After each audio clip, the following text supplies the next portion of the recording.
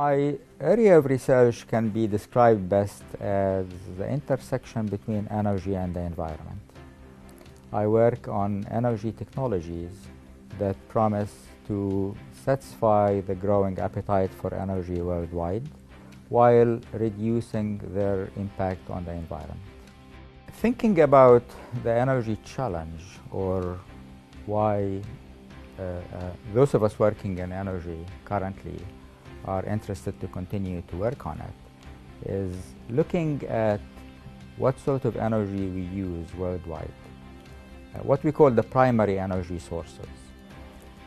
Primary energy worldwide is made of about 85% fossil fuels. These are coal, gas, and oil. Primary energy sources also include things like renewable energy, biomass, and solar energy.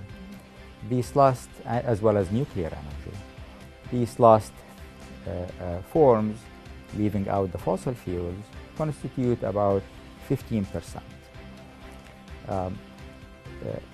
Fossil fuels are plentiful. They are available everywhere. They are easy to transport. They fit very well within our infrastructure. They are relatively cheap.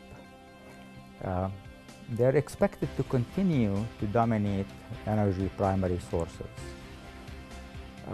In other words, we will continue to have supply of fossil fuels, perhaps for the next 50, even more years, to satisfy that 85% of our primary energy sources. There is growing demand. There are developing countries that are using more, but so far we don't seem to have hit what we call, or what used to be called, peak oil. In other words, hit a point beyond which we cannot find enough fossil fuel to satisfy our energy need.